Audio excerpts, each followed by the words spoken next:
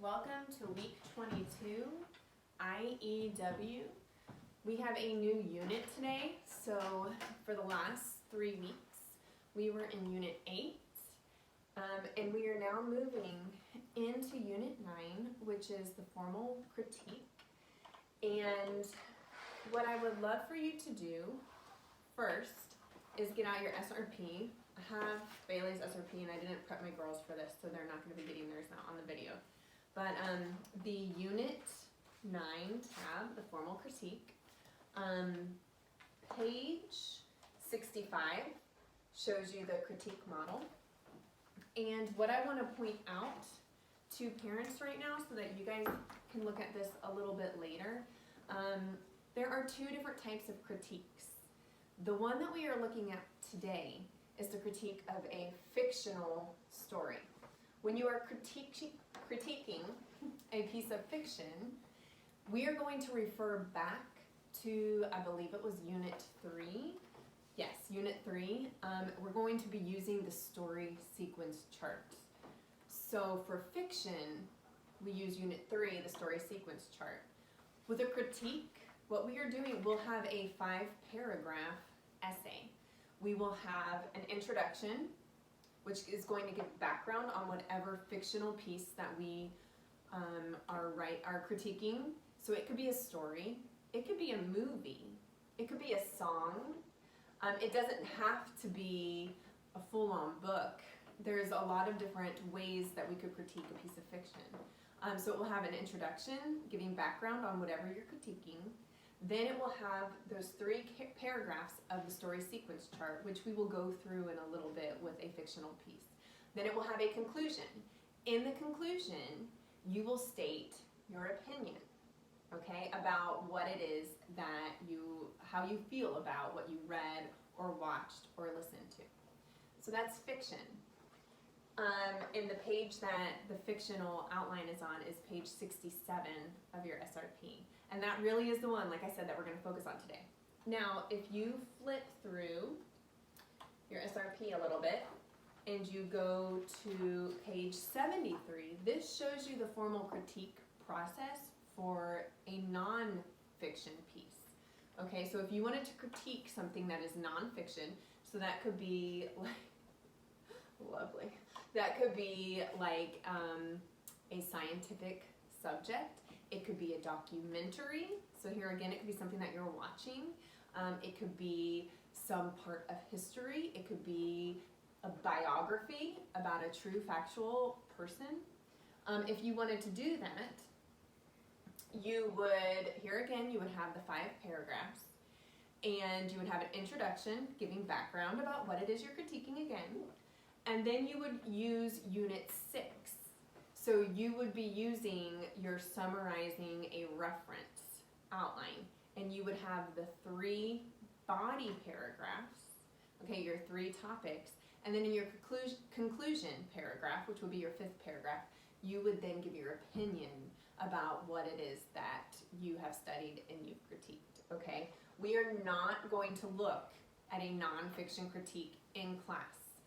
This week, what I am going to do is teach you all walking through the story sequence chart, so paragraphs 2, 3, and 4 for critiquing a fictional piece. And then next week on your video, Miss Rachel is going to teach us how to add a conclusion, because we do the conclusion second, like that's the next thing that we do. And then our introduction for that 5-paragraph essay of a fictional critique. All right? That being said, we are using our medieval history-based writing books. If you could please turn to page 235. This is lesson 28, Genghis Khan and his hawk, part 1. Okay, so this week is part 1. Next week will be part 2. Go ahead and turn to page 235.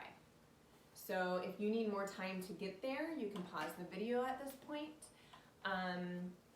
What I'm going to do is sometimes I'll try to word things in my own words. But I really love how well the wording, how clear it is on page 235. So for the rest of this portion of our video, I'm going to read through this. If you don't want to hear me read through it, you can go ahead and stop this video and move on to the next one. Otherwise, I give you the option to just kind of follow along as I read through this. So, new structure, the critique model. In this new unit, you will be combining the skills of 2 previous units. You have learned the elements of a well-written story, the story sequence chart. You have learned to write conclusion and introduction paragraphs for essays. In this unit, you are going to use these skills to help you write critiques of literature. When you critique a story, you do not retell it in its entirety. Instead, you explain the most important aspects of the story based on the story sequence chart. Just enough so your reader can follow along your discussion of your opinion. This will create a brief summary of the story with the setting, characters, conflict, climax, and resolution clearly identified.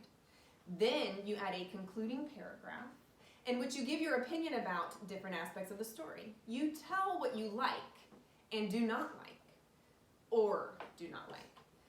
Finally, you add an introduction paragraph to the beginning that gives some background information about the story and author.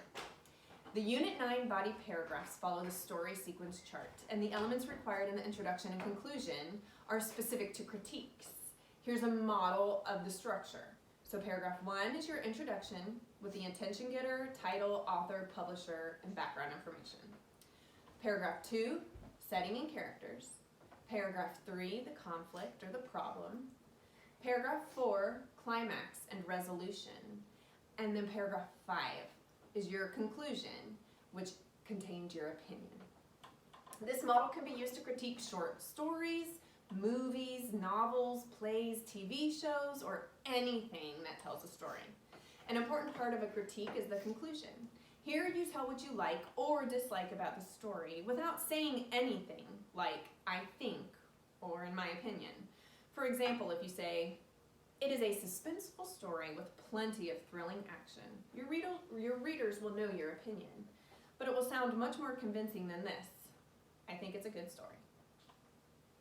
When you write a critique, the body paragraphs have clear opening sentences for setting, conflict, and climax, but they do not have clinchers.